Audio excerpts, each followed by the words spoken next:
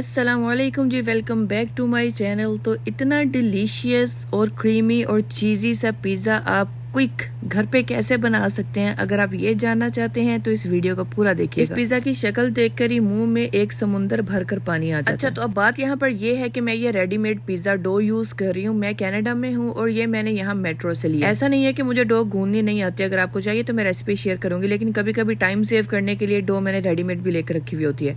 और यहाँ पर चिकन को मैंने अच्छे से मसाला लगाकर बेक कर लिया। आप कोई भी अपने फेवरेट मसाले यूज़ कर सकते हैं। और ये डो देखें कितनी अच्छी राइज हुई थी, पैकेट फटने वाला हुआ था। मैंने इसका पैकेट खोला, अब ये देखें ज़रा कितनी अच्छी सॉफ्ट और सटल सी हमारे पास एक डो है।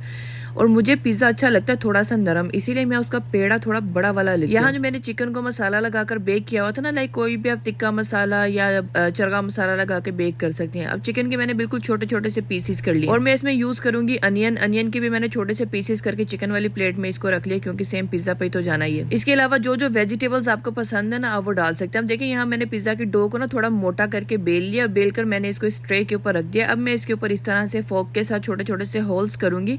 मैं पिज़्ज़ा बनाने के लिए ना जब भी डो रेडी करती हूँ उसको थोड़ा सा पहले बेक कर लेती हूँ। जैसे इसके ऊपर मैंने होल कर लेनी है और इसको ऑलमोस्ट मैंने 5 to 6 मिनट के लिए ओवन में डालकर इसको बेक कर लेना। हमारे पास एक खस्ता सी डो रेडी हो जाएगी। यहाँ पर मैं एक छोटा पिज़्ज़ा बना रही हूँ ताकि बड़ा पिज़्ज़ा सब में पूरा नहीं आएगा, तो एक छोटा रेडी कर लूँ। अब आप यहाँ पर देखें मैंने फुली कुक नहीं किया, डो को मैंने हल्का सा कुक कर लिया। अब इसके ऊपर हमारे पास एक क्रस्टी सी लेयर आ गई है। इससे क्या होगा कि जब हम ऊपर बाकी सारे इंग्रेडिएंट डाल के इसको रखेंगे तो हमारी डो कच्ची नहीं रहेगी। बेक करने के बाद वापस मैं इसमें होल कर रही हूँ, क्योंकि मुझे थोड़ा सा थिक वाला बेस अच्छा लगता है इसका। जो बहुत ज्यादा पतला सा और क्रस्टी सा बेस होता है ना पिज़्ज़ा डो का, वो मुझे बिल्कुल अच्छा नहीं लगता। ये देखिए कितनी प्यारी ऐसे मोटी मोटी सी जैसा नान होता है ना, ये वैसे की बन जाती है और इतनी स्मूथ और इतनी सॉफ्ट बनती है, लाइक मुंह में डालो और घुल जाए। यहाँ पर मैं ये वाला पिज़्ज़ा सॉस यूज कर रही हूँ। अब मैं यहाँ पर जो सॉसेज है ना वो थोड़े से एक्स्ट्रा डालूंगी, जिसकी वजह से पिज़्ज़ा बहुत ही नरम बनता है और उसके बाद बहुत ही ज्यादा चीजी सा और क्रीमी सा पिज़्ज़ा बनता है। मैं कहती हूँ सारी बातें छोड़ के ना आपने इस रेसिपी को लाजमी ट्राई करना, ठीक है। इसके बाद मैं यहाँ पर ये रैंच यूज करूंगी। ये एक्चुअली में ड्रेसिंग होती है आपके वेजिटेबल्स के लिए, ये सैलड के लिए, लेकिन मैं इसको पिज़्ज़ा पे भी डालती हूँ। ओह ये क्या टेस्ट देता है, ठीक है। इन सब की क्वांटिटी मैंने रेगुलर से थोड़ा ज्यादा डालती हूँ। ऐसा नहीं है कि सिर्फ मैंने पिज़्ज़ा को रंग ही दिया हुआ है, आपने लाइक अच्छा खासा सॉस डालना है इसके ऊपर। इसको थोड़ा स्पाइसी बनाने के लिए मैं यहाँ पर चिली फ्लेक्स यूज करूंगी। अभी मैं सारी चीजें डाल रही हूँ, उसके बाद मैं इसको स्प्रेड करके मिक्स कर दूंगी। अब मेरी डो देखे जरा अच्छी खासी थिक नजर आ रही होगी। जब आप ऐसे इसको मुंह में डालते हैं ना, इतनी ये सॉफ्ट और ऐसे स्पंजी सी डो बन जाती है, क्योंकि हमने इसको पहले भी थोड़ा सा बेक किया हुआ होता है ना। उसके बाद मैं यहाँ पर ये ओरिगेनो लीव्स यूज़ करूँगी। ये भी मैंने वॉलमार्ट से लिए हुए हैं, इसके साथ भी फ्लेवर बड़ा मज़े का बनता है। अब मैंने इसके ऊपर यहाँ पर ये अच्छे से स्प्रिंकल कर देनी है और ये जब बेक हो जाएगा ना तो क्या ही इसका कमाल का टेस्ट बनेगा। अब मैंने एक कोई भी ब्रश लेकर ना इन सबको ऐसे स्प्रेड कर देना। जब आप स्प्रेड करेंगे ना, क्योंकि हमने इसके ऊपर होल भी किए हुए हैं, और जब ये बेक होगा ना तो इसमें काफ़ी सारा सॉस जो है उन होल्स के साथ अंदर चला जाएगा, पिज़्ज़ा की बेस में भी चला जाएगा। पिज़्ज़ा की बेस मुझे ड्राई बिल्कुल अच्छी नहीं लगती, मुझे ना सॉसी वाली बेस अच्छी लगती है और चीज़ी वाली बेस अच्छी लगती है। इसी वजह से मैं इसको थोड़ा सॉफ्ट भी बनाती हूँ। वरना मोस्टली यहाँ कनाडा में कहीं से भी आप पिज़्ज़ा खाने चले जाओ ना तो उनकी डो जो है ना बड़ी पतली सी होती है, और पतले होने की वजह से जब वो बेक होती है हार्ड हो जाती है, और जब वो कभी ठंडा हो जाता है वो तो बिल्कुल ही खाने वाला नहीं रहता। इवन कि आप उसको रीहीट भी कर लें वो वाला मजा नहीं आता। लेकिन ये डो क्योंकि थोड़ी सॉफ्ट और खस्ता होती है, इसको जैसे ही आप रीहीट करेंगे बिल्कुल फ्रेश हो जाएगा। पिज़्ज़ा भी आपका वेस्ट नहीं जाएगा। अब देखिए यहाँ पर ये जो सॉस है पूरा मैंने पिज़्ज़ा के ऊपर हर जगह पे स्प्रेड कर दिया। आपको यहाँ क्वांटिटी नजर आ रही होगी ना सॉसेस की कितनी ज्यादा है। और उसके बाद मैं यहाँ ये ब्लैक डायमंड का मोज़रेला चीज यूज करती हूँ। ये भी मैंने वॉलमार्ट से लिया हुआ है, आप जो भी चीज चाहें आप यूज कर सकते हैं। सबसे पहले मैं चीज को थोड़ा सा स्प्रेड कर दूंगी। अगर आप चीज पहले थोड़ा स्प्रेड कर देते हैं ना तो ये चीज बहुत हेल्प करती है आपके इंग्रेडिएंट को आपकी डो के साथ जुड़े रहने के लिए। वरना कई बार होता है ना इंग्रेडिएंट ज्यादा हो जाते हैं तो वो आप पिज्जा कर उठाएं तो वो स्लिप होकर नीचे आ जाते हैं, क्योंकि अगर आपके सॉसेस ज्यादा डले हुए हैं तो वो बड़ा स्लिपरी हो जाते हैं। इसलिए अगर आप पहले चीज डाल देते हैं ना तो सारी चीजें आपस में स्टक हो जाती है, बहुत ही अच्छे से एक दूसरे के साथ चिपक जाती है ना चीजें, तो फिर वो गिरती नहीं है। अब यहाँ पर मैंने ये अपनी वेजिटेबल्स डालने लगी, इसमें मैं अनियन, शिमला मिर्च और चिकन यूज करी। आप इसके अलावा पिकल, मशरूम, ऑलिव्स, लाइक जो भी आपके फेवरेट वेजिटेबल्स हैं आप ऐड कर सकते हैं। मेरे बच्चे इससे ज्यादा वेजिटेबल्स खाते नहीं है, मेरे हस्बैंड भी नहीं खाते हैं, तो इसी वजह से मैं वही ऐड करती हूँ जो बाकी सब खा लेते हैं। शिमला मिर्च को भी मैंने छोटे छोटे पीसीस में कट कर लिया था। मेरे पास थोड़ा सा बस पिकल पड़ा हुआ था तो वो भी मैंने फिर इसके अंदर ऐड कर लिया। बिल्कुल 2-3 पीसीस ही थे पिकल के, वो जो रेड वाले चिलीज होती है ना सिर्फ वही थे।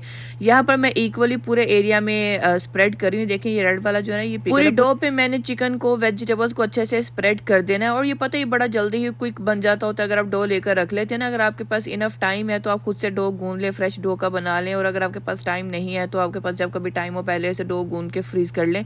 मैं मैं कभी कभी फ्रीज भी करके रख लेती होती हूँ और कभी कभी मैं इस तरह से फ्रेश वाला डो बाहर से भी मंगवा लेती होती हूँ। बच्चे एवरी टाइम क्या होता है कि सालन वगैरह नहीं खा रहे होते हैं, तो इस तरह से अगर आप उनको घर पे पिज्जा भी बना कर दे देते हैं तो बड़ा खुश होकर खा लेते हैं। जरूरी नहीं है एवरी टाइम से आपने बच्चों को बाहर ही लेकर देना है। काफी सारी चीजें घर में ही आप बड़े इजीली और बड़े ही टेस्टी बना सकते हैं। मैं अपना बेस्ट ट्राई करती हूँ कि जो चीजें मैं बच्चों को घर पे बना के दे सकती हूँ ना, वो मैं घर पे ही बना लूँ, वो मैं बाहर से नहीं लेकर आऊँ। ऐसा नहीं है कि हम बाहर से पिज्जा नहीं खाते, हम फॉर श्योर खा लेते हैं, लेकिन मोस्ट ऑफ द टाइम मेरी ट्राई होती है कि जो जब मेरे पास घर पे टाइम है ना, तो मैं घर पे ही चीजें बनाकर रखूं। मेरी प्रोफाइल में, मेरे चैनल में आपको और भी काफी सारी कुकिंग की रेसिपीज भी मिलेंगी। व्लॉगिंग के साथ साथ मैं रेसिपीज भी शेयर करती रहती हूँ, आप उनको भी लाजमी चेक कीजिएगा, उनको बनाइएगा, ट्राई कीजिएगा। इंशाल्लाह वो आपको और आपके बच्चों को बहुत पसंद आएंगी। एंड ऑफ कोर्स घर के खाने की तो फिर बात ही कुछ और होती है। आप जैसा भी खाना घर पे बनाते हैं ना, वो जो लज्जत है ना, वो आपको कहीं और जाकर नहीं मिलती। और हम लोग अपने घर के खाने के इतने यूज्ड हो जाते हैं, कई बार हमें दूसरे के घर जाकर भी खाना खाने का वो मजा नहीं आता जो हमें अपने घर में खाना खाने का मजा आता है। यहाँ पर सारे इंग्रेडिएंट डालने के बाद मैंने वापस इसके ऊपर थोड़ा सा रेंच का सॉस डाल दिया। अभी आपको जो मैंने रेंच दिखाया था ना, वो व्हाइट वाला, वो रेंच मैंने देखे इसके ऊपर वापस सारा स्प्रेड कर दिया। और इसी रेंच के ऊपर वापस से हम डालेंगे अपना चीज। रेंच मैंने इसीलिए डाला था क्योंकि मैंने आपको बताया था मुझे थोड़ा क्रीमी और सॉसी अच्छा लगता है। ये जब चीज के साथ मिक्स होकर ब्लेंड हो जाएगा ना, तो बड़ा चीजी सा पिज्जा बनेगा हमारा।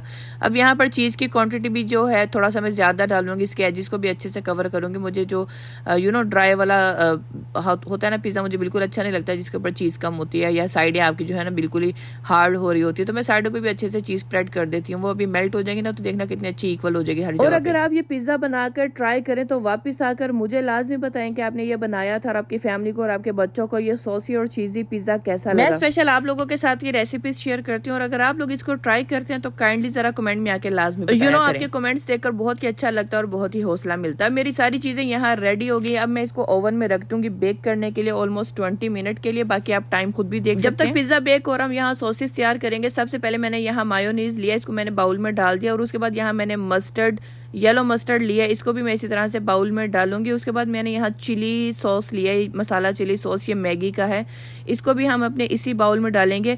आप मेरे बाउल पे नहीं जाइएगा, मैं घर में यही बर्तन यूज करती हूँ, तो इसी वजह से मैं घर पे बना रही थी, तो मैंने बस रेसिपी आपके साथ शेयर करने के लिए ऐसी ही वीडियोस बना दी। ठीक है, उसके बाद मैं ये चिली गार्लिक सॉस यूज करती हूँ, इसको भी मैं इसी में डाल दूंगी। आप में से वैसे कौन कौन घर में ये स्टील के बर्तन यूज करता हूँ? मुझे बर्तन टूटने से बड़ी उलझन होती है, इस वजह से मैं स्टील के यूज कर रही हूँ आजकल। उसके बाद ये रेड जो फ्रेंकी का सॉस है, ये मैंने इसमें ऐड किया। फिर मैंने इसमें ये बारबेक्यू सॉस ऐड किया। ये वाले सॉसेस डाल के ना आपका इतना मजे का मसाला बन जाता है ना, लाइक डिप बन जाती है। आपको डिप भी बाहर से लेकर नहीं आनी पड़ती। कई बार बच्चों को होता है ना पिज्जा तो अच्छा ही खाएं किसके साथ, तो ये डिप भी आप खुद से बना सकते हैं। इसमें मैं ये रेंच भी ऐड करूंगी। जितनी ज्यादा आपको डिप बनानी है ना, जितना ज्यादा आपको सॉस बनाना है, उतनी ही क्वांटिटीज आप इन सब की थोड़ी थोड़ी बढ़ाकर ऐड कर सकते हैं, या थोड़ी कम कर देंगे तो कम बन जाएगा। उसके बाद मैंने इसमें थोड़ा सा टमाटो केचप ऐड किया। ये वाला टमाटो केचप मैं यूज करती हूँ। बस ये सारे सॉसेस हमने इसके अंदर बाउल के अंदर ऐड कर दिया। अब इनको अच्छे से मिक्स कर देंगे। जब ये अच्छे से मिक्स हो जाएंगे ना, तो आप इनका कलर देखिएगा, इनकी शक्ल देखिएगा, कितना प्यारा ये सॉस लगता है, कितनी मजे की ये डिप बनती है। आप इसको जरूर ट्राई कीजिएगा। ये डिफरेंट मसाले, डिफरेंट सॉसेस आप मिक्स करते हैं ना, तो इसका क्या कमाल का डिप बन जाता है।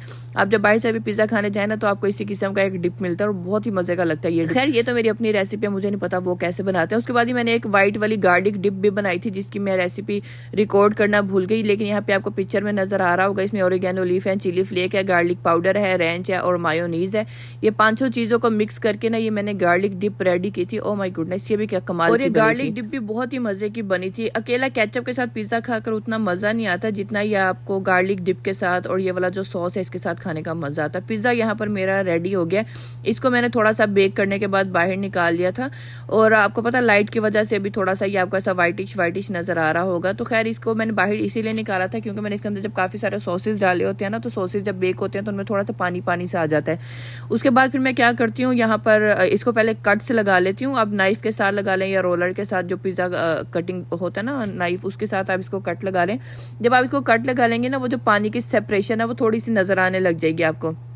उसके बाद क्या करना है, आपने इसको वापस थोड़ा सा ओवन में डाल देना बेक करने के लिए।